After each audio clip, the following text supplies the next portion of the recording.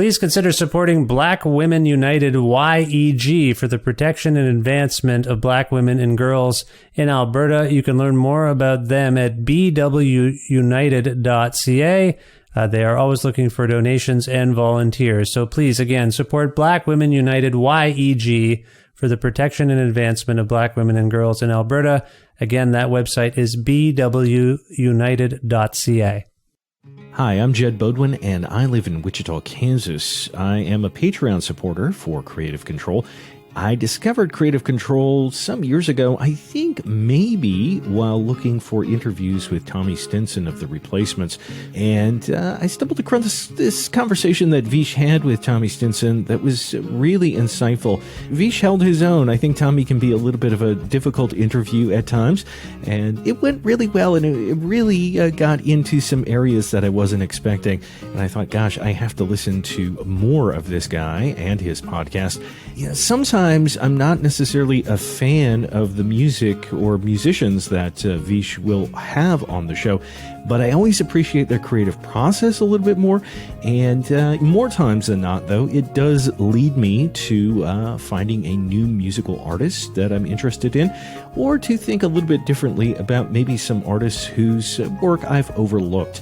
So, go ahead, and if you've been waiting at all to support Vish and Creative Control, now is probably the best time to do it. I know as a public radio employee here in Kansas, listener-supported broadcasting, whether it's podcasts or radio itself, really isn't a thing of the past. It's actually very much a thing of both the present and the future.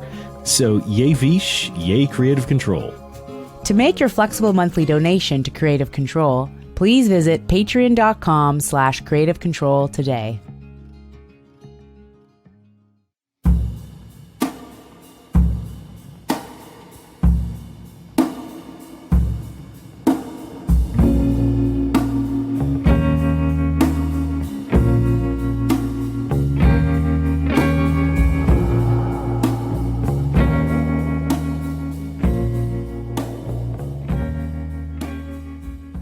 Kevin Morby is a gifted songwriter, musician, producer, and singer based in Kansas City, Missouri.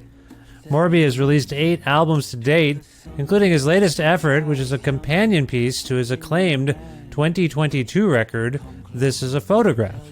Entitled More Photographs, a Continuum, this lovely album was released by Dead Oceans on May 26, 2023, and prompted Kevin to return to this show for a good talk about these two interconnected works, how he had something of a breakthrough year in 2022, and how much the song This Is a Photograph continues to resonate with people, writing about Tennessee figures like Chris Bell from Big Star, the collapse of the Memphis Grizzlies, and the troubling behavior of their star, Ja Morant. Obsessing a bit about death, youth, and aging, the everlasting importance of physical photographs, the decline of social media, concepts, and Nick Cave, upcoming tour dates, other future plans, and much more. A part of the Entertainment One Network with the support of listeners like you who follow and subscribe to this podcast and spread the word about it, and make flexible monthly donations at patreon.com/Creative Control. This is a donor-driven podcast, so thank you so much for your donations. To keep it going, again, you can learn more about how to do so at patreon.com/Creative Control. With additional support from Blackbird Music, a wonderful record store with brick-and-mortar locations in Edmonton and Calgary, Alberta, and very friendly people who work there who will happily help you with whatever you need. Hey, say you're looking for the This Is a Photograph album or the More Photographs, a Continuum album by Kevin Morby. I don't know about the latter because it might just be digital for now. I think it's coming out later. But nevertheless, if you want to order any Kevin Morby records, go to blackbird.ca, type in what you're looking for, and if they're able to ship it to you to your house, they'll do that. And if not, they'll keep it on hold for you at the store. It's just that simple. Learn more at blackbird.ca. Plus, in-kind support from Pizza Trocadero, The Bookshelf, and Planet Bean Coffee in Guelph, Ontario, and Granddad's Donuts in Hamilton, Ontario. This is episode 779 of Creative Control, featuring the lovely and talented Kevin Morby, with your host, me, Vish Khanna. Yes, I was, said the mother to the son. I was younger than you now. Can someone tell me how it happened?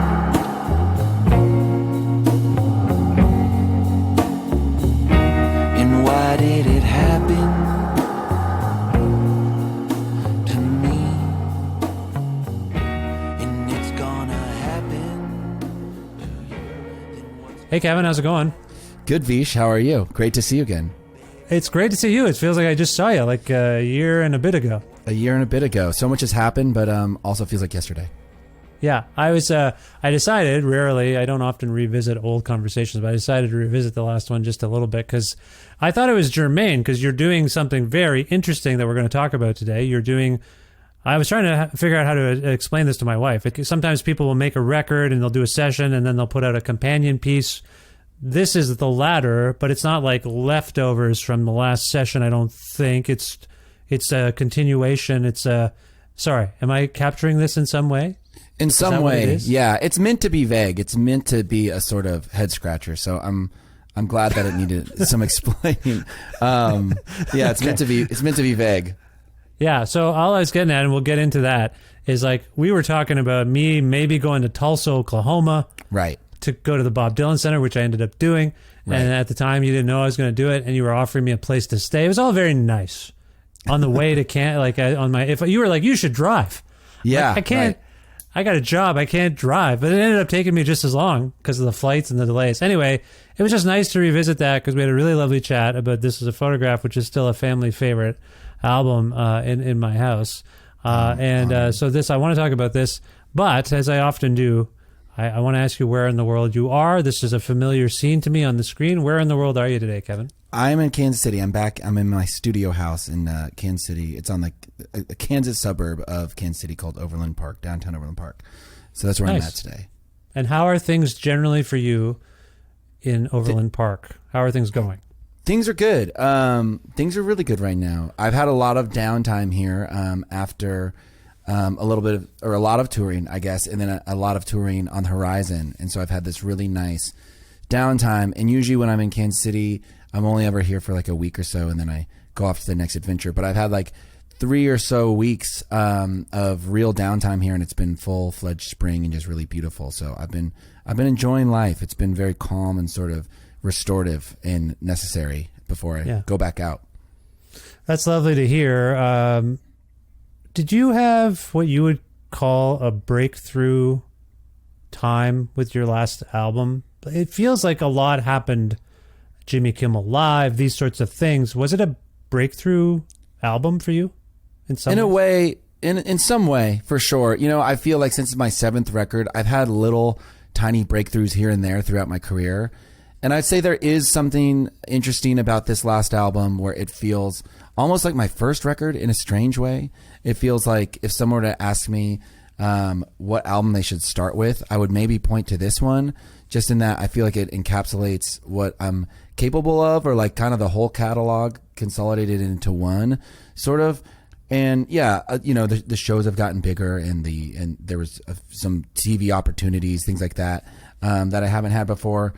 So it's been really great, but at the same time, it's not like I woke up and suddenly was just in a gold-plated mansion or anything like that. And my career, it is funny because I could point to other records and other times where it's like, on that record, like I broke through in this way, and then with that one, I sort of broke through in this way, and then that one did nothing at all. But This Is a Photograph feels like a sort of well-rounded. I'm happy with how it's gone and how it's going. When I evoke television and you evoke television, it suggests a mainstream breakthrough. I don't even know what I mean by breakthrough, because in our realm, your realm in particular, you count sometimes what some person in a higher echelon might consider a modest success feels huge to you. You know what I mean? And to me, like I'd be like, oh my God. Kevin's on, and by the way, I don't think I've told you this. My daughter fell in love with your album, and I had to learn This Is a Photograph on guitar, and we would sing it along at bedtime sometimes. It hasn't happened in a while. Amazing. I'm going to try to bring it back. That song, there's something about it, and obviously we're going to get to that. It clearly resonates with you as its creator, because you haven't really let it go in this capacity. Again, we should just dig into this, because I think I'm talking about it in too convoluted a manner. Can you contextualize what this new volume is and how it relates to This Is a Photograph? Yes. Well, number one, I just made this website called thisisaphotograph.com. On it, I give a guitar tutorial on how to play the song. Oh. But it sounds like you just figured it out on your own, which is great. I watched you on Jimmy Kimmel. I'm not a guitar player. I'm just glancing at my guitar because I thought I had to show and prove, but I haven't actually played it in a while. I'm probably not playing it right. I am notorious for not quite figuring out how to play a song. I'm the same way. I'm the same exact Someone way. will be like, yeah, that's not right. That's the wrong note. I'm like, no, it sounds right to me. And I'm like, uh-oh, am I tone deaf? I do the exact same thing. In fact, I did that podcast, Song Exploder. Oh, you did? Yeah. In which I talk about This Is a Photograph. And on it, I'm talking about how there's that Silver Juice song that sort of helped inspire the riff. We could be looking for the same thing. Yes. Dun, dun, dun, dun, dun, dun, dun. And in breaking that song down and talking about that, I realized that I had been playing that song wrong. So I'm the same way. Yeah. But that's what's good. You put your own little flair on it. But to answer your question, so with this record, it was the first time that I felt like in my career I made a real effort to only make it 10 songs and like the best 10 songs and have be sort of all killer, no filler. And not to say, my other records I took very seriously and I wanted them to be as good as they could possibly be. But there was a sort of attitude of, well, let's just throw that song on there. Like I didn't care if it was too long or too short. And maybe there are some songs that I didn't think were, as good as they could be, but I was fine with that because they helped create an overall vibe or whatever it was. But with this one, I really made an effort to really seek out the best possible album I could make, or the specific story I was trying to tell. I wanted to tell it in the best way possible. So I really felt like I pounded the pavement and I did my research and I was really, I just tried to trim away all the fat off of the album. And there was kind of a lot of songs that got left behind. And for the first time, number one, I was leaving songs behind for the first time. And number two, the songs that I was leaving behind, it didn't feel like they were necessarily in any way worse than the other songs. It just felt like, sort of interchangeable with some of the other songs that made the record. So, there's just some songs on this thing that I really love a lot. And I didn't want them to just sort of die and go into obscurity. And so I wanted to give them a sort of time and place. And I went in with Sam Cohen to sort of finish these songs. Two of the songs we had started to record already during those initial sessions. And then a few of the other songs were songs that I'd taken in that we never got around to, that we sort of made the decision pretty early on, like those won't go on the record. And then there's, This Is a Photograph too, which is sort of, it's not an alternate take. It's just it's an alternate reality of the original song.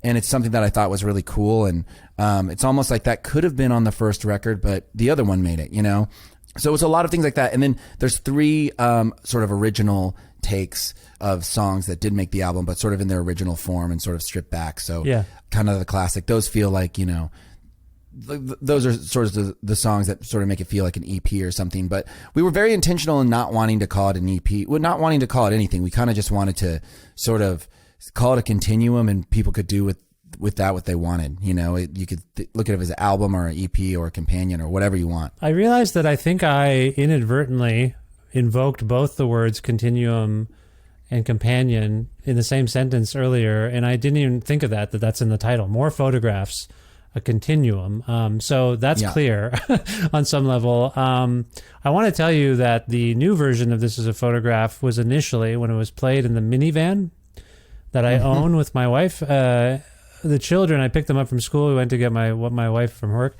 And there was initially what I would describe as suspicion. Wait a minute. This isn't This Is a Photograph. What is this? Then the strings came in, and my son lost his mind. He's like, oh my God, this is amazing. I'm like, he would not stop dancing. So you've done something there. Are you telling me that this could have been on the last record? You just decided the version that we know probably most at this point was the one you went with? Like, did this exist at that time? It's existed around that same time. Yeah. Maybe it came a little bit after, but certainly, because we did like 3 different cycles of making the album, or sessions rather. And it maybe came a little bit after the first session. I found myself writing this song and I really liked the riff, and then I was muttering lyrics from This Is a Photograph, and I was like, I think this is another song that's just sort of the same thing but way different. Also, it's very flattering about your son. Tell him thank you very much. It's very nice. I will. No, you're a fan favorite. What? You're a favorite in the house. You have fans, and you're one of their favorites. They like you. But no, that's lovely to hear. That's interesting. It sounds to me like it almost happened to you. Like you just started singing the same lyrics. Like could you not help yourself, or did you just feel like you felt something there, that there was a connection? I guess yeah, there were times where I was like, well, I like this riff and I already have a song using, the bulk of these same lyrics and the same exact theme. Why don't I just, use different lyrics and put this on another record? It can be a whole new thing. But I was like, no, I wanted to honor the fact that, a lot of times when I'm writing music, the first thing that comes out is, kind of first idea, best idea. I tend to think and go by those rules. But yeah, it just felt like, oh wow, this is neat. This is like, this is the same song just seen from a different angle or something. Yeah. And, obviously we didn't use it on the first record, but then getting to do it on this record, it was really fun because I feel like Sam and I, since we had tried so hard to make this other thing, we were proud of what we had made. Now that we're sort of making this sort of companion piece, we were allowed ourselves to have a lot of like hilarious fun with it. Part of which, or a great example would be the strings. Yeah. Sam we just kind of mouthed out parts and he played them on guitar and we sent him to this great player. His name's Trey Pollard. He's part of like the Space Bomb record label. And he did this huge, he arranged these strings with this orchestra and we're like, let's make this disco and fun and like almost kind of funny. Let's just have fun with it. Where if you're listening to this song, you could be a little confused. Like this sounds like there's a photograph. And then suddenly that main riff comes in, but with its 16-piece orchestra. So we made it very extra, but it was very fun. Yeah, there are some elements of humor here. I think the last time we spoke, we got into kind of the heavier aspects of This Is a Photograph, the album, based on the fact that it was set in Memphis primarily and the state of Tennessee. We're still in those locales, right, here? Yeah, absolutely. Yeah, it's all songs from that same brain, for sure. Same brain. So, and it still gets a little heavy, even as you're paying tribute to people you love. And we can talk about those instances in a moment, particularly when we talk about a song like Triumph. And I hope we can talk about that in a moment. I don't know. There's parts of me that think Going to Prom is sort of a bittersweet, funny song. Does that seem like a humorous? No, that's spot on. Yeah. Bittersweet, funny song. It certainly is. Yeah, because I keep having this. I don't know if it's the time we're in or I just keep thinking back to that time in my life and opportunities I missed or relationships I didn't explore or behavior and just a little bit of regret, but also like pointless. I can't do anything about it. Sure. So anyway, just when anyone of your vintage or mine starts thinking about high school, there's got to be a level of, I hope, good humor, not just mired in depression. But there's some there in that particular song where you're thinking about your past, which, again, this is a running theme in all of these photograph motifs, I would say, of like, what is this image saying about me and my life? But you're trying to infuse some humor in as much as you possibly can on this one, maybe?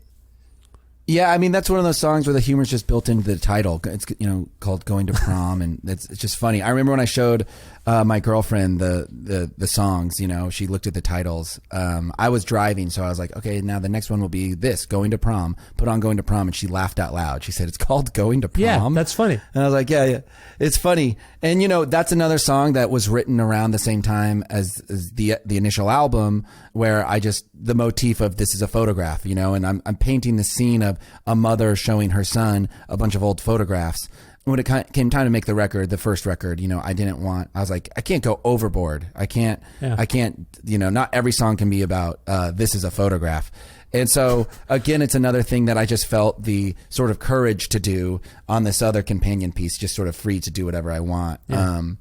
It's funny, my record, oh my God, I one time I got into a Reddit thread where people were just talking about, he says, oh my God, too much. He kills the theme. And so, this is sort of for, or not for rather, the haters on Reddit, for the cowards who can't take too much of a theme. Now, did you actually went to your prom? I did go to my prom sophomore year. I went early because I went with an older woman. And whoa, good. Like an older student, you mean, or did you? She was a teacher. No, yeah, she was an older student. She was a senior. She was just a friend. But I did go. I dropped out of high school my junior year. Oh, but, okay. And usually proms for the kids in the junior or senior year. But I went with a friend who was a senior when I was a sophomore. Your song prompted me to think about the fact that my unrequited high school crush did ask me to go to prom with her. I think we both had a little thing. But I realized, I was like, what? Don't you have like a lunkhead boyfriend? And she basically admitted she wanted me to go with her to make him jealous. Like, she said that to me. Wow. You were a pawn. I was. I'm You were a like, pawn why are in you her telling me game. this? I remember it because she was working at her job at the grocery store, and she came up to me and she's like, he's being a dick and I don't want to go with him. Can you go? I'm like, okay. And she's like, and also it'll make him mad. I'm like, what? Doesn't he beat people up? And she's like, well, and I was like, what do you? So then I felt like she was trying to get revenge on me. You know what I'm saying? Anyway, that's where. Sure. All I'm saying is people like me are going to hear a song like that and they're going to go back. You've done a thing. Sure. And I think you do that a lot. And that's a lot of what's going on, I think, between these two records, right? Is that revisiting our histories through these images and trying to figure out who we are now. That's kind of where you're still at. Is that fair? Is that a fair way of assessing it? Yeah, that's absolutely fair. And I also think, with that song, I was trying to make something sort of sinister almost, like there's this sort of creepy element, but the creepy element's kind of funny because it's so on the nose or something. And like, there's something, I guess, eerie or like basic eeriness, or if that's a phrase that I could use, like of someone who's like a prom night, like there's something like it would be something you'd see in like a children's, scary movie or something, like on the night of the prom, it was a foggy night or something. I was trying to create that atmosphere, but also wanting to paint very mundane photos of like someone pinning a corsage on someone else in sort of an eerie light somehow. But also sort of funny and lighthearted. It's a funny song. But it will make you think about prom. It's right there. I like that it made you think about It prom. absolutely made me think, because I didn't go. I decided not to get beat up. I didn't care. Really? Wow. I didn't okay. go. I just decided I didn't go to dances. This is what I've been thinking about. I didn't do anything. I just was like, no. I was like focused on music and whatever else and basketball maybe. By the way, I'm sorry about your Memphis Grizzlies. I know you love them. I think you love them. I was just reading about Ja right before getting on this call, and it's wild. It's wild over there. I right don't want to dwell too much on this because I'm notorious for my tangents, but I also like to talk about basketball. now. Sure. I was I'm obsessed. fascinated by us talking about the Grizzlies because I think you had just been to a game, I think, or something, and we were all Amazing and I game. was there with you. I was like, yeah, Ja's amazing. Yeah. Now, I mean, after this playoffs and into the season, end of the season, they became for me like the '80s Detroit Pistons, where Sure. my son has a Ja jersey and Ja this and the Grizzlies that, and I was with him until recently, and then they started shit talking people and starting fights. Yeah. And I was like, I don't think I like them now. And people would always say, well, what about Ja? Right. As we're speaking, for those who don't know, this fellow has been caught on camera brandishing a firearm. Not once. It was suspended for 8 games. Contrition. I'm sorry. I went to counseling. As we're speaking, Kevin and I are speaking, happened again. His team gets eliminated from the again. playoffs. Humiliating fashion. Trash talk LeBron James. Sorry, man. Yeah, the Dylan Brooks. What did you make of all... Yeah, Dylan Brooks. Canadian. A Canadian acting very un-Canadian, if I might say. Oh, yeah. He's from... Wow, that's He's interesting. He's from not too far from where I grew up in Ontario. Let's just get into it real quick. Again, not really relative to this, but we're talking about youth and immaturity a little bit, and people getting Sure. beat up. Maybe it is germane. What is your take on what's going on with your Grizzlies? I don't like it myself. What do you think? I think it's a shame, on a lot of different levels. I think they're sort of a beacon of hope for, a city like Memphis, and I think Ja is sort of the face of all of that. And it's a shame, and I wish that he wasn't doing these things. But at the same time, I try to have sympathy because I have referred to fame at a young age as a disease before, and Yes. usually talking about musicians. And a lot of the musicians, if we want to tie it into this is a photograph, a lot of what I'm talking about, you want to talk about Triumph and the Chris Bell story or Yes. the Jeff Buckley story.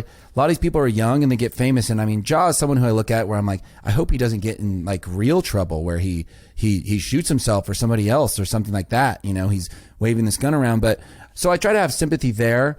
With that said, it's super frustrating, and it's one of those things where it's at this point he's just sort of almost asking, or it feels like begging to be kicked out of the league or suspended or something, and you see all of the Shaq and Charles Barkley and these people say, you know, like, they were so upset when he did it the first time, and they're like, you know, you can't surround yourself with yes people. You know, they're saying when they were young in their careers, that's the biggest lesson that they learned. And they're also candid about the fact that they're happy that there wasn't things like Instagram Live. Of course. But, you know, yeah. Ja's still going through all the motions of, you know, he's logging on to Instagram. He's clicking live. Like, these things don't effortlessly happen. You got to put some effort into them happening. But I do think that it's funny and interesting. The Dylan Brooks thing, I almost like as like a case study that Ja, you know, was messing around with guns and strippers and blowing 50 grand at strip clubs. And there's still some innocence in that like I'm saying, like I have the sympathy for him, and you can look at that and you could say, I have sympathy for that, and there's some innocence and I can forgive him. But Dylan Brooks called LeBron James old, and his life went into flames in a way where no one can. Sorry, I don't mean to laugh. When he actually got kicked off the team, I had a moment, sorry, man. That is the first time in my entire life I was rooting for the Lakers to win a series. Sure, do you know how bad you have to be to do that to me? Because I was like, yeah, crush these guys. I don't like it. It's almost like biblical what's happened to Dylan Brooks, and the fact that the Lakers were leaving him open and he wasn't hitting the shots, and then LeBron, you know, didn't shake their hands. It was just, I can only think of the Omar Little quote from The Wire. You know, if you come at the king, you best not miss. And yes. I also think that it's okay to shit talk as long as you own it. You know what I mean? Like, I think if Dylan Brooks gave post-game interviews and he's like, no, I still think he's old. Or if he apologized and was like, respect to LeBron. Yeah, he chickened out. He chickened out, and that's the worst thing you can do. And almost as an American, it's like, I feel like the American narrative is like, you just can't chicken out. Like, like you can either own it, you can be Draymond Green and be like, I stepped on his chest because I didn't know where else to step. You know what I mean? Like, and you can almost kind of be funny about it, but you can't bail and sort of cower. But that's part of the gamesmanship. You're absolutely correct. That's part of the gamesmanship. You trash talk, and at the end of the series, you go out like an adult. Yes, exactly. You say, yeah, they beat us, and we'll learn from that. You do all this stuff. It's a bit, I know it's a bit of going through the motions, but that's what performative stuff is on some level. And you're right. He bailed. I think he gave some sort of statement in an exit interview, but okay. I mean, this is all kind of, I think this is germane because you are, in the course of making these two records, you are particularly obsessed with excellence and youth and lost opportunities. And Memphis. And Memphis. So we talked last time extensively about your ability to kind of narrate Jeff Buckley's actually, I think you captured a lot of what happened in his life, in his very short life. On this record, I referenced a song called Triumph, which is about Chris Bell from Big Star, who passed away. I believe he's in the 27 Club. I believe he was 27 years old. Let's talk about this in relation to what we talked about the last time, I suppose. The Jeff Buckley story was one. You used the word research earlier, and I think these are the kinds of stories you're probably talking about. Like, you're taking common knowledge and facts and trying to turn them into artful music and songs. But I think what we landed on last time is you as a young person, as a creative person, actually could really relate to Jeff Buckley. I don't want to say his trajectory, because I wish you a long and happy life, but I think you could relate to what he was trying to accomplish and the pressure he faced and how he was mostly a pretty obscure figure until we lost him. Big Stars have sort of a similar situation. Sure. They weren't celebrated as much in their time. It took the next generation to be like, holy shit. Right. Have you heard these records? Sorry. Is there a correlation between Buckley and what he represented to you and represents to you, and maybe what Chris Bell and Big Star represent to you? Is there any connection between their stories, so to speak? Absolutely. And I, being there, now 2 years ago, doing this sort of self-imposed writing retreat and sort of coming across these stories one by one, whether it was the Elvis story or Jeff Buckley or Chris Bell, they were all eerily similar, or the Jay Retard in more recent times, where it's exactly kind of what you're saying, where it's almost all these people, besides Elvis obviously, but it's almost like these stories that took the next generation to sort of like people who were very influential at the time, and sort of spawned a lot of bands in their wake, and they didn't kind of get their due until it's almost a little too late, or the band was done, or the people passed away, or whatever it was.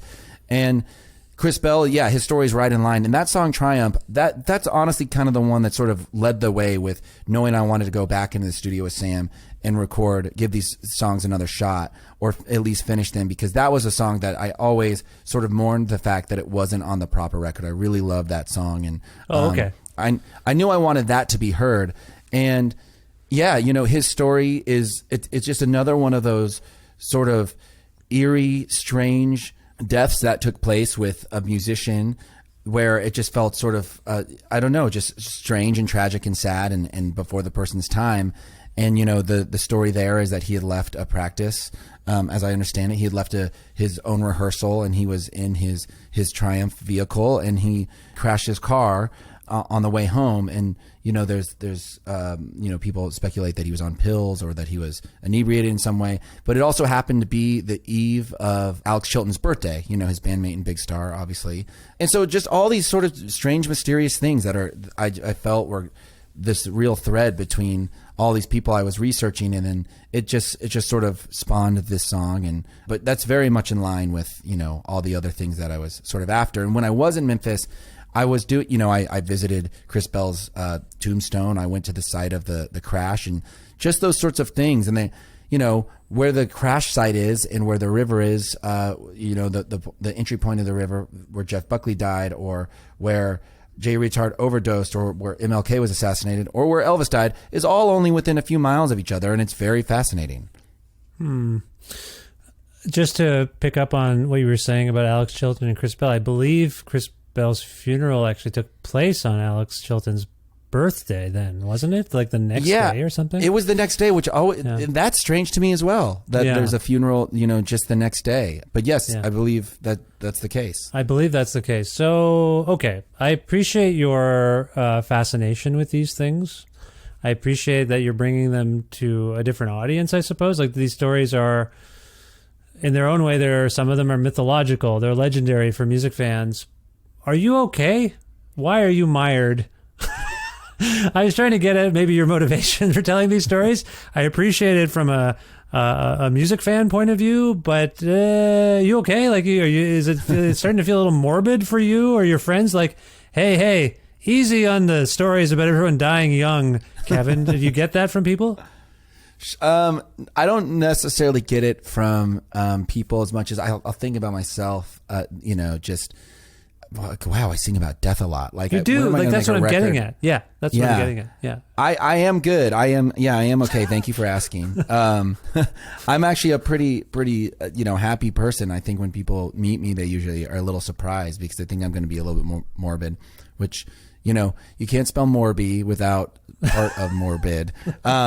People are always reminding me, but I think that music is very therapeutic for me, and so I have to sort of get out, whatever is on my mind, and death is kind of sort of constantly on my mind. I've talked about this a lot. I probably talked about this with you. I had a friend pass away when I was 20, who was my best friend at the time, and that, I think that sort of, I don't know, opened the floodgates of just really viewing death in this whole other way. And since then, I've known plenty of friends to pass away, but I've heard obviously a lot of other people talk about this, but it's death is the one thing that we all have in common. It's sort of what shapes our lives. And there's times where I just can't, it's hard for me to wrap my mind around it. And the only way of dealing with that sort of reality is, I guess, through music. And so I end up singing about it a lot or writing about it a lot. But in the case of Memphis, again, I think it's like all of these are just such fascinating stories, Well, and a lot of those stories have to do with opportunity presented and opportunity lost. And I think where I was coming from, by the way, I didn't mean to be too facetious about asking if you're okay. It's a legitimate question. No, I don't. But what I think also, what I was trying to get to in invoking the Grizzlies, Buckley, Chris Bell, like you seem, and this is a photograph of my father as a young man. This is a photograph of my mother as a young person. Youth. I feel like youth is a recurring fixation for you. Sure. The notion of, we kind of tie youth to opportunity. Whenever you hear about a tragedy, and young people are lost. I think people are mourning, obviously, those people, but they're mourning a future they didn't get to have because they were so young. Sure. And I think you're doing that a lot more of late. When you take, and like I say, you sing a song like Going to Prom, and it brings me right back to my youth, and it makes me think about my youth. Is youth, the idea of being a young person in this world, whether you're John Morant, Chris Bell, whoever, and the navigation of that, of being a young person trying to make your way into the world, is that something maybe more than death even that you're sort of pondering a lot more than you usually have? Yeah, I mean, I've always sang about youth, even when I was very youthful, or when I was a part of the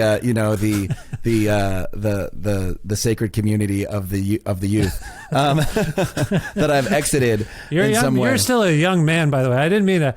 Look at me. I'm like a gray hair guy talking to you. You're young. I'm just saying. Anyway, I didn't mean to cut you off. Yeah, but I am 35 now. I'm at the age now where I can remember seeing pictures of like David Berman or, Will Oldham or something when I was actually young when they were 35, and I'm like, oh, that's what an old person looks like. And like, they're so wise because they're old.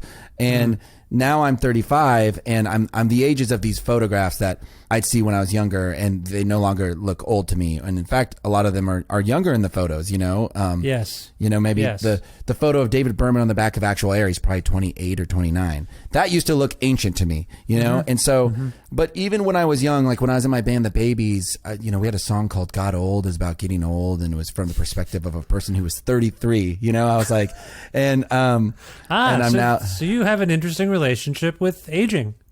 With aging, and yeah, absolutely. And I think just because, I don't know, just interesting. I think the youthful thing, when I was younger, I was always so reminded by the fact that I was younger because I was in Woods and those guys were 10 years older than me. All my best friends are 10 years older than me. And I always sort of felt like the little brother, and I felt very young in this way where I loved feeling that way.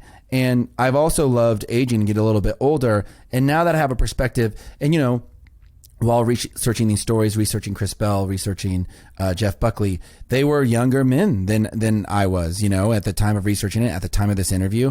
And it's fascinating and tragic to me to understand that, I guess, and you can really feel the weight of that when you grow past older than someone ever could have been.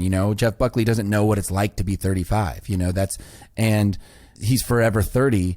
And I guess what I'm getting at is just, time is always shifting shapes. It's always something different from your perspective where you're at. And it used to mean something different, and it was really interesting to me then. And now it means it's something else, but that's just as interesting.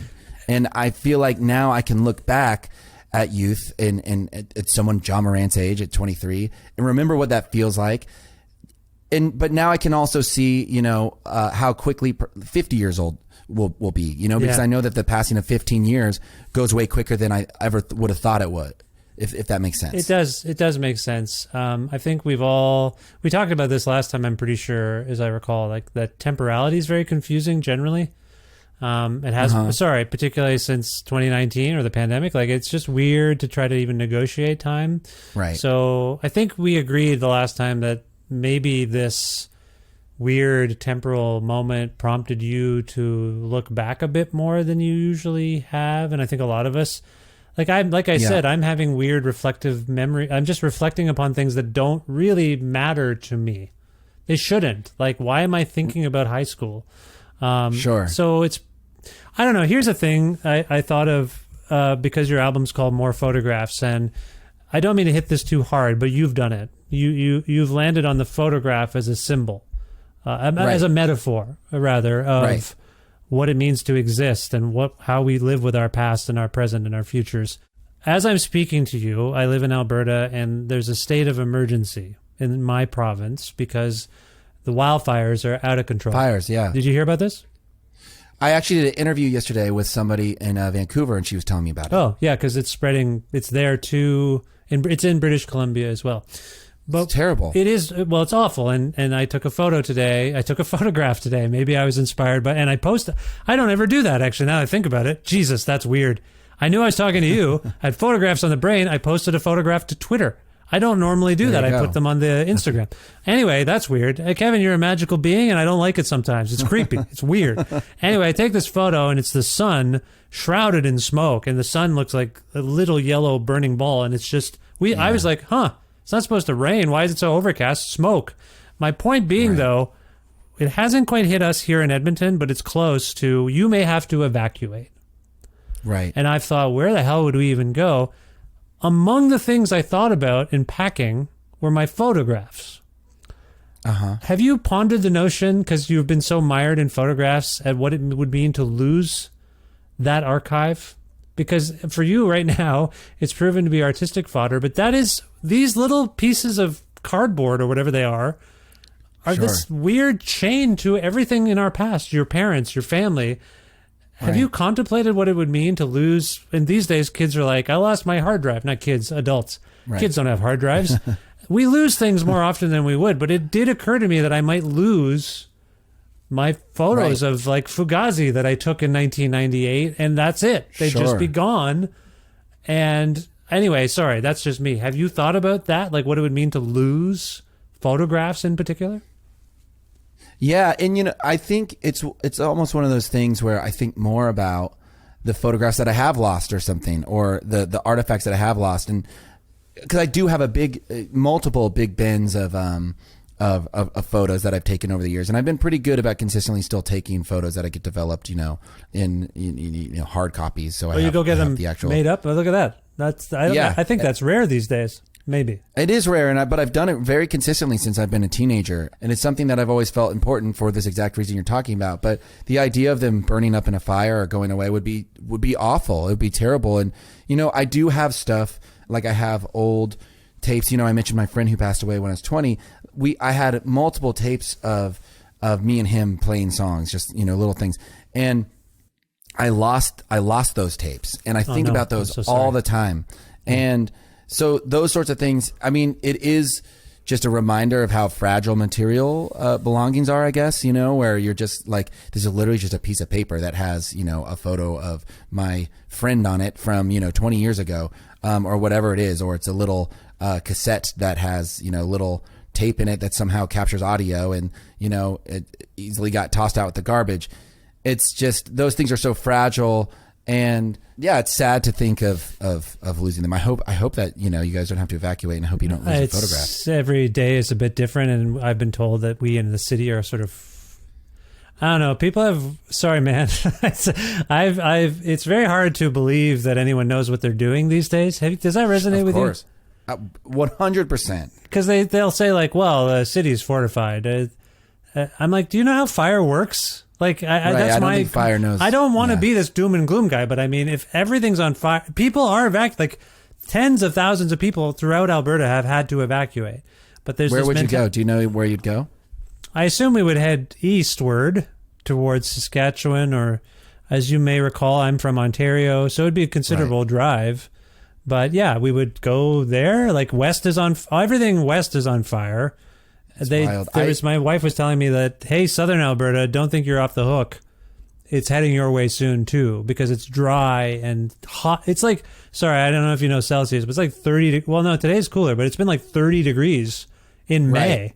It's been like mid-July weather in May, so nothing is going well.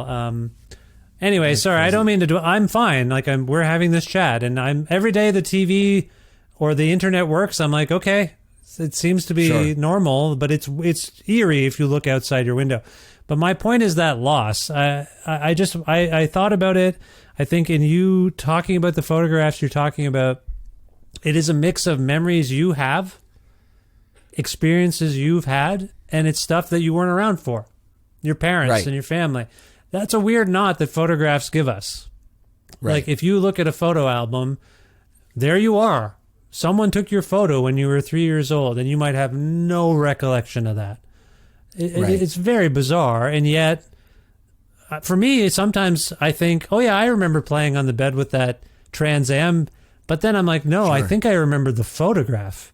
Anyway, sorry. Yeah, do you ever like? Thing. So I think with just stumbling upon, for me, it's just stumbling upon all these feelings from these couple of records you've made. And what this medium means in a time where I say to my wife, like, everything is photographed now, like literally everything. I think we talked about this last time, right? Everything's documented. It's so wild. And I'm so glad that that things weren't as documented as they are now when I was like a teenager or something, Yeah. But at the same time, there's really great things about it. I hit this point in the pandemic where I was feeling very reflective, and I also think this has to do with getting into my 30s and sort of looking back in my 20s. And I was like, just some of the decisions I made or some of the things I did publicly, not that it was anything too crazy, but in my 20s, I was like, wow, I really just, with Twitter, like being able to voice every opinion and being able to like post every photo, you do it without thinking about it. But sometimes when you look back, I was like, wow, I really put myself out there. And I remember having this almost like vertigo sense of feeling at some point in the pandemic, just because life felt so still and so undocumented, at least my own personal life. And I remember sort of looking back at everything and being like, wow, I'm like really naked out there in the world, like I'm just on display in this strange way. And it's the bet I made. I wanted to be this public person, songwriter guy, but it is wild how so much is documented nowadays, and you almost can't even get away from it. Even if you didn't want to be documented, you could still very easily probably end up being so. Well, you invoked Shaq and Charles Barkley, Sir Charles Barkley earlier, and their opinions about Ja. Yep. And how I think you said they felt lucky. Right. There wasn't Instagram and Twitter, kind of what you were just saying. There's that aspect of things, but there's also like the compulsion to perform. Sure. Like it's not just that the things exist. Psychologically, he couldn't just be driving around in that Jeep. Right. They had to do an IG Live, and he had to pull out his gun again. Right. That's performative. It's very And performative. the other side of, anyway, that's not, I don't know. When we were kids, or when I was a kid, most of the photographs I'm in are posed. Sure. It wasn't like, I was the only one being like action shots, and my parents were like, what are you doing? That's not going to be a good photograph. I'm like, I just want to be a journalist. I have a feeling that that's what I'm going to do. No. We're doctors. We're lawyers. Study hard. I'm like, anyway, sorry. I'm having a therapy session with you now. My point is, they're all posed. And these days, it's not that as much on some level. No, what am I trying to say here? There's a lot of verite, but the posing is just weirder. There is posing. That's posturing. But I think like things used to be framed in this sort of way. Because a lot of times when you look back at old photographs, and I went through this a lot, going through old family photos, I'm like, everyone seemed like a photographer because all these photos seem perfect, or the composition. You said that. Perfect. Yeah, you said that last time. Yeah. But I know what you're saying now, because now it's so much more candid, because it can be, because we're taking thousands of photos at a time or whatever, or video at all times. So it's way more candid, but when the camera's on you, people still want to act in a way. Maybe in Ja's, experience, he wants to act tough or whatever it is. And so, but yeah, we always have cameras on us, so we're always sort of performative, and it's weird. It's definitely strange. I just don't. When you hear people say they don't engage with social media, isn't that a catch-all for saying I don't feel like performing in public all the time? Like for sure. Because everything's this performative act or promotional act, and I don't know. I don't know about you. By the way, we haven't even talked about this since we're talking about it, and it's sort of germane. Twitter's imploding for real. Like, yeah. How have you handled that? Have you reverted to other things? Are you among the people like me who have 50 other things that they never use? They just signed up. I feel like my addiction, like my straight dope, is Instagram. Yeah. And Twitter, I've been on it for over 10 years, but for the past probably 5 years or something, I've been every once in a while, I'll think of maybe something funny, and I'll say, I think that's funny enough that I want to post it on Twitter. It's just something silly, or, sure. But again, it's like the camera's on me. It's like I'm kind of speaking in a voice that's not actually mine. I'm trying to be funny or witty or whatever. But usually I just have my management handle, and it just, post tour dates and stuff like that. But, the other day I felt myself, I thought of something that I thought was funny, and I was like, that would be a good tweet. I think I could knock it out of the park with that tweet. And then I didn't. I very consciously was like, you know what? No, I'm not going to do it. Twitter's terrible. I don't want to be a part of it. I can post my tour dates and stuff, but it's just such a crazy, I mean, the whole Elon thing is so wild. Yeah. And I mean, any of these things now, I open up Instagram, I'm looking at ads, and I'm looking at all these reels that it's spitting at me, and it's curated by an algorithm, of course. Yeah. And it's just, I don't even know what I'm looking at. It's just I've lost all sense of, I don't see my friends' posts. It's so strange. Like, what am I? This is so insane. It's all crumbling, and but I think for those people, and I admire the people who say it to me on the show. Like, I just don't do it, and I'm like, yeah, but it's a compulsion, and I feel like I have to get the word out or whatever. But otherwise, I don't feel that interesting. So anyway, I just wanted to pick your brain about that because you're a young person and you're watching these things. For some people, they came up with these things. Like 10 years for you, you were in your mid-20s when this stuff kind of came about. So it's been a part of your formative life. It's been a big part of my life. I wonder if you're going to go through withdrawal if it actually does shut down, or we all move to even more, like we're just going to get more fractured as we join Blue Sky or whatever the hell else there is going on. I think about that a lot. I think about, as much as I complain about these things, if Instagram were to go away tomorrow, I mean, it's still a big part of, if anytime I post about a tour or something, I sell X amount of tickets. Like it really has a lot to do with my livelihood, whether I like it or not. And so that's a really interesting thing, and sometimes can seem scary.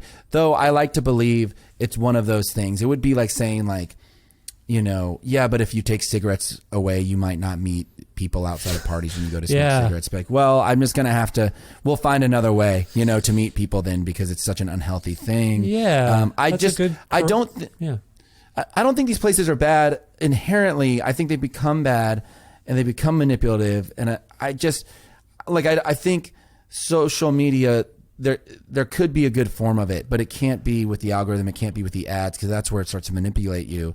And it's a shame, because like the MySpace days were ideal. It was great to be able to go listen to people's music, or the early days of Instagram, and then it all got ruined. Well, it's funny because people are talking about, I feel like for like 2 weeks, everyone's like, oh, AI, Chat GPT, this is going to be exciting. And then within like a week, people are like, no, someone can use this for bad, negative, nefarious purposes. Like almost every innovation is upended by some criminal intent.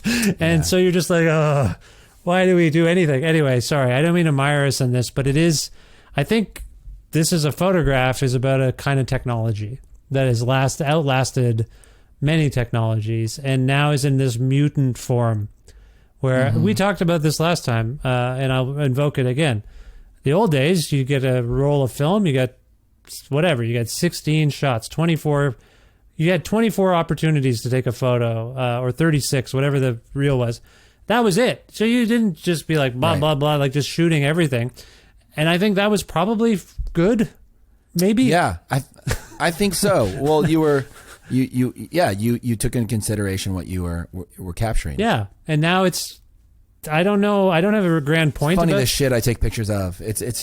I take pictures of things all day long. I never look at them again, exactly. So I don't know what that means. You've I think in this exercise, these two records in particular, I think you've done something you may not have intended to do, which was remind people of the specialness of that craft and the specialness of what you're actually holding on to. And that's why, honestly, when I thought about having to evacuate, if we have to do that, would we grab all the photos? That was one of the weirdest impulses. Sure. But it is the most irreplaceable everything. I mean, yeah, I would miss my records. I would miss my artwork and stuff. But for some reason, the photographs was my first thought. So that's, Kevin, I blame you. I think you've got photographs on my brain. Thank you, I suppose. I shouldn't blame you. I think you've done something wonderful here. Now, I want to ask you you invoked your website earlier. And we didn't dwell on it. This is a really interesting thing you've got going, I think. Can you talk about this a little bit in terms of the interactivity of this is a photograph and whatnot? Well, yeah, it's a website that we built that sort of, you can get the stems to my song, This Is a Photograph, or you can just download the instrumental version and make your own version.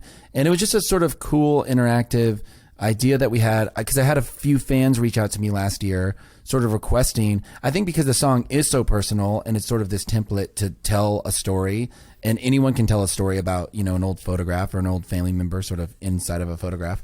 And I had just a couple of requests, and I found it interesting that a few different people were requesting the same exact thing, which is like, how do you play this song? Or can you give us the instrumental to this song? I'd like to tell my own story. And I thought that was so neat.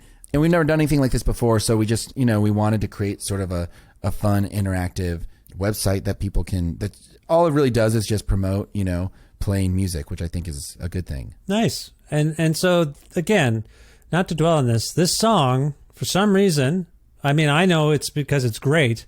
It's resonating with people in a very personal way. I just want to commend you for that. Do you feel that a little bit? Like, are you feeling that from the commentary you're getting from people? I do. Yeah, thank you. I do. And it's one of those songs, I am very proud of it. I am very proud of it and the concept and all of that. And it all honestly makes me like terrified. I'm like, what do I write next? What do I write about next? It's one of those things that I feel like I wrote about and I'm like, this is like everything that I've ever wanted to say or something like that. Oh, interesting. And yeah, and there was room for expansion there, or for, sort of expanding its universe and stretching the universe, which has been really fun. And I think like anything that's relatable, it's relatable because it's sort of, I'm trying to convey something be relatable without using the word relatable, but it's like, it's relatable because it's something that everyone can relate to. It's universal. It's universal. Yeah. Exactly. Yeah.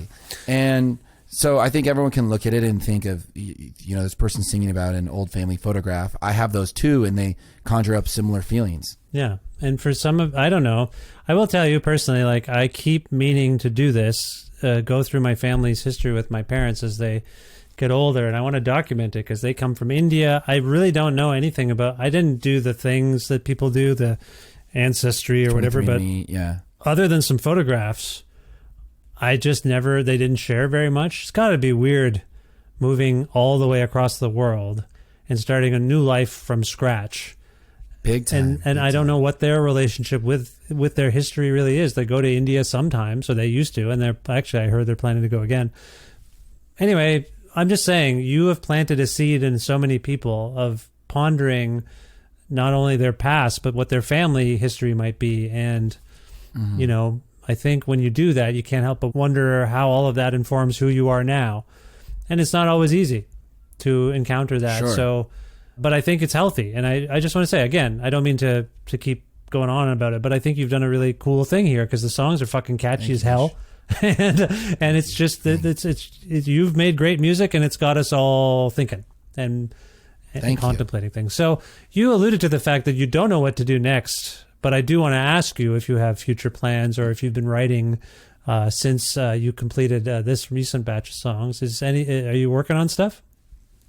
I am. Yeah, I have been writing, and it's very, early on. I think the trick for me now, because COVID, as terrible as it was, did create this sort of this time stood still and I had no distractions with touring or anything like that. And I was able to really dive into the project. It's now up to me to sort of create that time and space.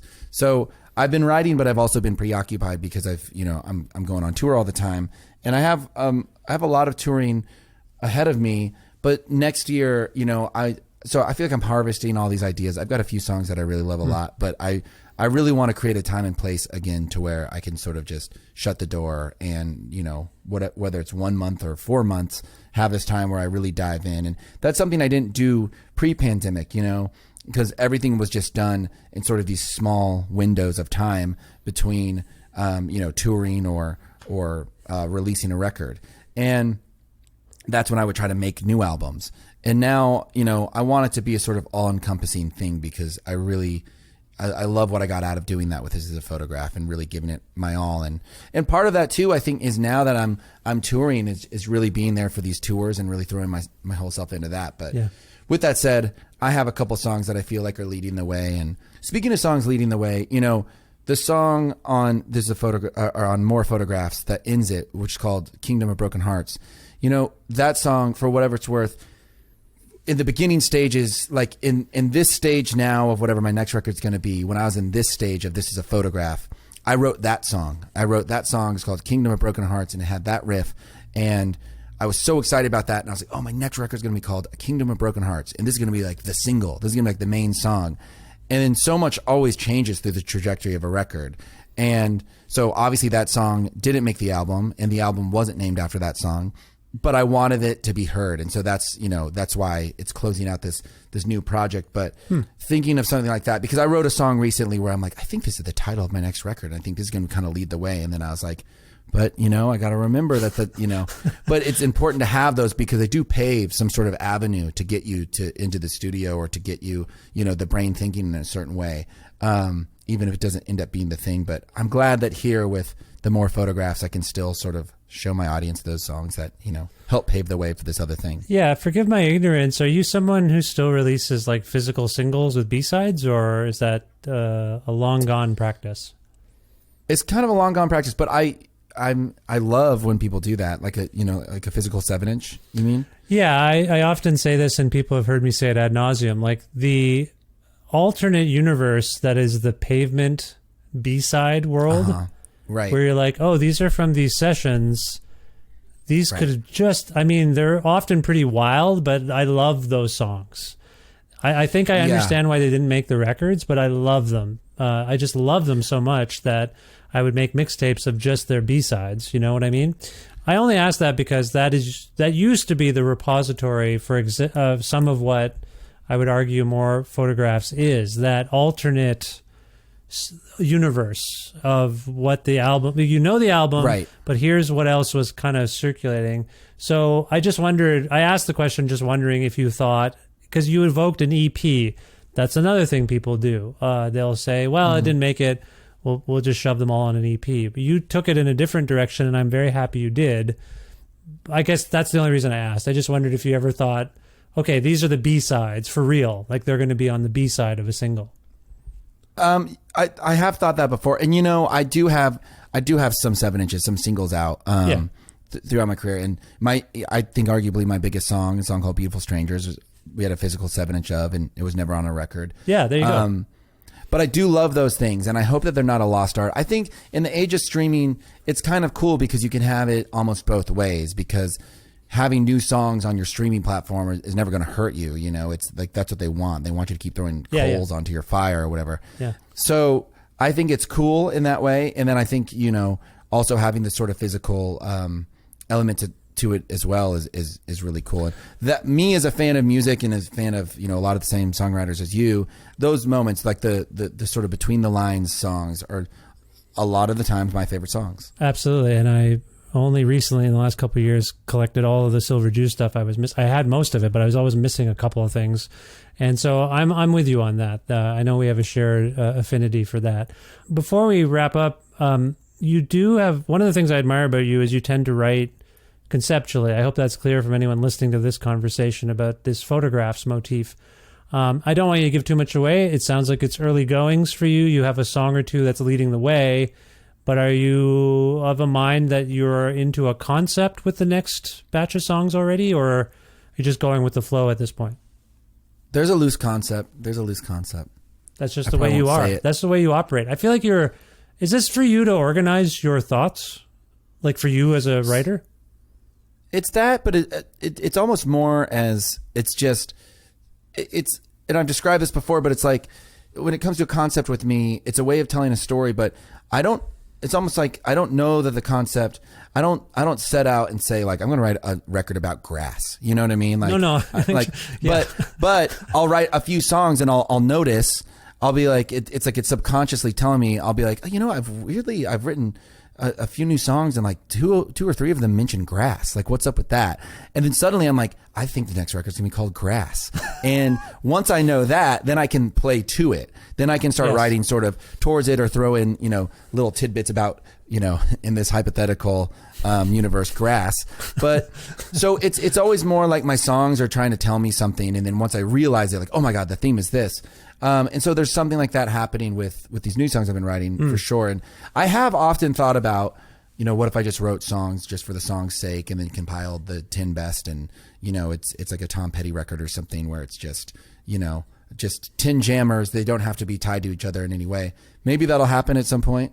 But for now, I really like the sort of, you discover a theme and then you can really lean into the theme. And for me, it's part of the fun, because it's I don't know. I like themes. I like when going to a themed photo show or a themed, you see a painter and it's all the paintings they did while living somewhere. Like, I like when things are themed, because you can get inside that world. And me as an artist, it's like the album art and what I wear on stage, or, stage props, or the music videos, that can all sort of be within that thing. And I find that really exciting. I also appreciate your acceptance of the fact that you seem to occupy a conscious and unconscious artistic plane. Things are happening to you. You're bringing them into existence. It's all happening in the same way. Is that a fair way of putting it? Yeah, for sure. You know, I'm a big Nick Cave fan, and I was reading his book of his. Did you read this book, the interview book, Hope, Love Incarnate, Hope, Faith? Yeah, Incarnate? I have it. It was sent to me, but I haven't actually. I'm worried about reading it because it gets into the tragedy of losing his son, right? Yeah, and I'm just. I could see as a parent, as much as I might have a negative bias, I would have trouble reading that as a dad, maybe, and as a human. But Sure. Sorry, please continue. You're again, Kevin Morby, spurring Vish to think about things and do things. I will pick it up because I've been looking for a new book to read or new to me. What were you going to say about it? Well, he just talks a lot about his creative process, and he says this thing that I really relate to, and you know, he put into words, you know, maybe better than I could, but he says this thing about you can write all the time and then and think you're getting nowhere, but then all of a sudden certain words start to like lift themselves off the page, and I really agree with that, you know, and that's where I usually find my themes is like, oh wow, this one thing just keeps coming up. And again, once I sort of discover that, I can play to it. But I like the way of putting that where, yeah, they start to sort of raise their hand and, you know, say, look over here. And it's a cool part about No, that's great. No, I just appreciate you, and I appreciate what you've been doing. And I always appreciate you making time for me. So thanks. I know it goes all over the place, but I hope it was fun. Oh, this is great. I appreciate you as well, Vish. And I love the...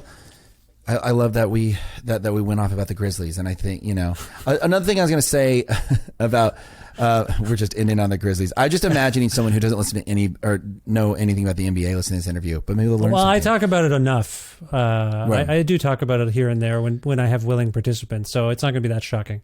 But I'm also imagining like the niche, like the person who loves you and loves me and loves the NBA, just thinking, wow, this is just for me. But yeah, it's all very interesting, and what's happening with the Grizzlies. And I think, you know, with that city, it's such a violent city. It's a shame that this is, you know, the NBA player who can't help but wave his gun around is, you know, the sort of face of that city, and that could really do without that. Yeah, I've heard that narrative as well. Yeah. And I think in terms of growing older and the youth, just the one thing you don't do is ever call LeBron James old. Just never call him old. If we leave anyone with any wise messages today, just don't poke that particular bear. That is a mistake. So, no, I appreciate that. Okay, a little bit of housekeeping. In a moment, I'm going to ask you to pick a song from the new record for us to go out on. We've talked about social media stuff and how it's collapsing. Kevin, if people want to learn more about you and this is a photograph project and anything else, are there websites or links you want to share at this point? You know, I would encourage them to go to my new website, thisisaphotograph.com. Okay, that's got it. That's got almost everything they would need, I would think. Yeah, or kevinmorby.com. That's got my tour dates and stuff. And, all things me. I asked the awkward question. I will link to these things, obviously, in the show notes, but I like to ask people because sometimes you learn that someone destroyed their TikTok because of something, and I'm like, oh, I just like to learn things when I ask these technological questions. Yeah. Now, if we can go out on a song from More Photographs, a continuum, can you choose one for us and let us know why it came to mind? You know, let's just do There's a Photograph too, because your son liked it so much in the car. I just want to tell you that that's a fine choice. This is a Photograph 2 is fine. We like sequels. It's good. Song for Katie in particular gets to me. These are very lovely songs on this record, and I just want to say I'm moved by that. It's not to veto you. I'm just saying I really enjoy that one. Thank you. Yeah, it's a lovely one. But in any case, people can dig into the record themselves and find that song and other great ones. But right now, this is the opening track off of More Photographs, a continuum. This is a Photograph 2. Kevin Morby, big fan. Thank you for being back on the show, and it's always a pleasure. I hope you enjoyed yourself, and best of luck in the future. Thanks, Vish. Feelings mutual. See you next time.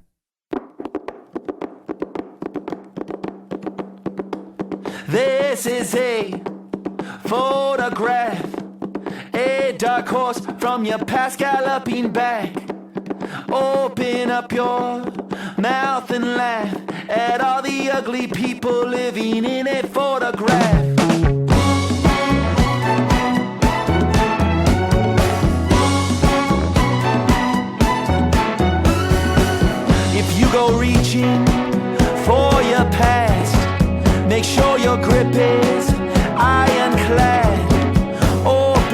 up your mouth, don't laugh at all the pretty people living in a photograph.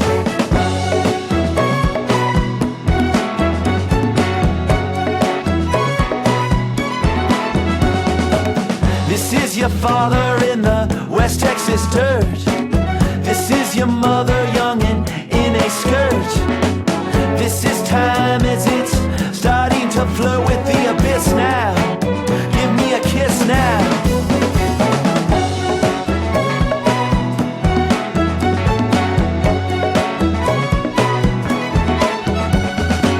This is a clipper ship, this is its sail. This is the hull of hell starting to swell. Heaven's empty, but can we make it? This is us standing here naked.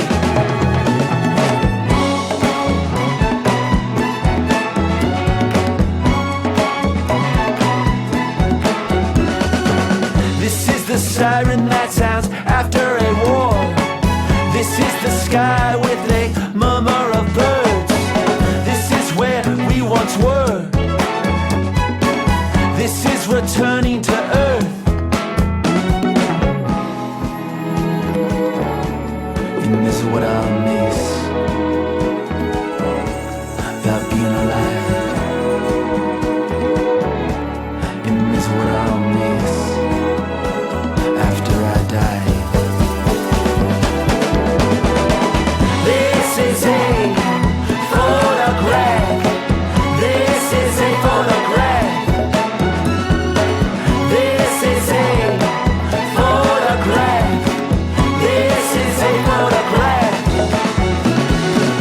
If you go reaching for your past, make sure your grip is ironclad. Open up your mouth, don't laugh at all the pretty people living in a photograph.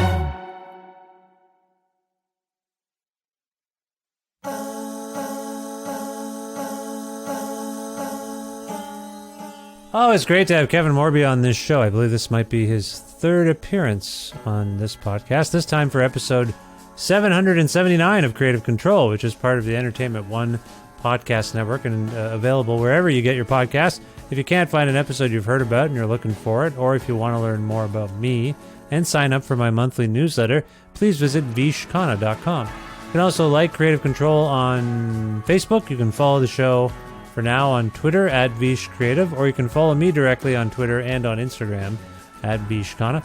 Also, please visit patreon.com/Creative Control to make a flexible monthly donation to sustain this donor-driven podcast. $6 American or more a month grants you access to exclusive content, and if you're interested in receiving a Creative Control t-shirt, I still have some in stock, so just message me on Patreon and I'll get you one just as soon as humanly possible, to paraphrase Ferris Bueller's Day Off.